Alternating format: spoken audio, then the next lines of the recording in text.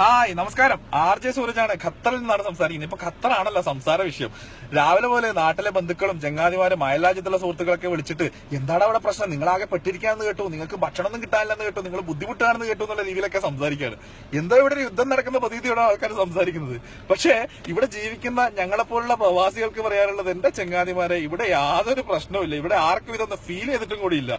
എന്തൊക്കെയോ വാർത്തകൾ എവിടെയൊക്കെയോ കേൾക്കുന്നതിന്റെ അടിസ്ഥാനത്തിൽ ഇവിടെയുള്ള ജീവിതം ആകെ താറുമാറായിരിക്കുകയാണെന്നുള്ള രീതിയിൽ ചിന്തിച്ചു പോകരുത് എന്ന് പറയാൻ വേണ്ടിയിട്ടാണ് ഇങ്ങനെ ഒരു വീഡിയോ അപ്ലോഡ് ചെയ്യുന്നത്. ഇവിടെയുള്ള എല്ലാ പ്രവാസികൾക്കും വേണ്ടിയിട്ടാണ് സംസാരിക്കുന്നത്.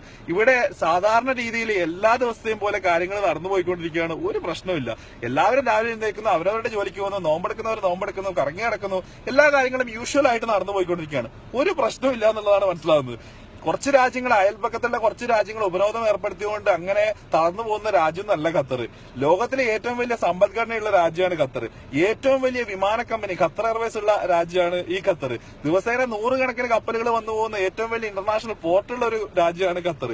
അപ്പോ ഇത്ര വലിയൊരു രാജ്യത്തില് അതുപോലെ തന്നെ ജനങ്ങളുടെ സുരക്ഷയ്ക്കും സമാധാനത്തിനും മുൻതൂക്കം നൽകുന്ന ഒരു നല്ല ഗവൺമെന്റ് ഭരണത്തിലുള്ള രാജ്യമാണ് ഖത്തർ. അപ്പൊ ഈ രാജ്യത്തിന്റെ അണ്ടറിൽ ജോലി ചെയ്തിട്ട് പോകുന്ന എല്ലാ പ്രവാസികൾക്കും യാതൊരു പ്രശ്നം ഉണ്ടാവില്ല എന്നുള്ളത് തന്നെയാണ് വിശ്വാസം. അങ്ങനെ തന്നെയാണ് ജീവിതം മുന്നോട്ട് പോയിക്കൊണ്ടിരിക്കുന്നത്.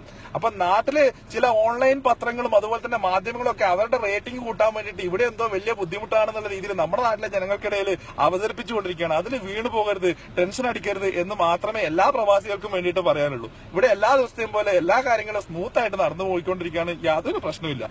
ഇനി ഇവിടെ എന്തെങ്കിലും പ്രശ്നം ഉണ്ടെങ്കിൽ ആ പ്രശ്നം തീരാൻ ഒറ്റൊരു വഴിയുള്ളൂ. 2-3 ദിവസത്തേക്ക് ഓൺലൈൻ പത്രങ്ങൾ അതുപോലെ തന്നെ നമ്മുടെ നാട്ടിലെ മാധ്യമങ്ങളും കാണാണ്ടിരുന്നു കഴിഞ്ഞാൽ തീരാവുന്ന പ്രശ്നം മാത്രമേ ഇവിടെയുള്ളൂ.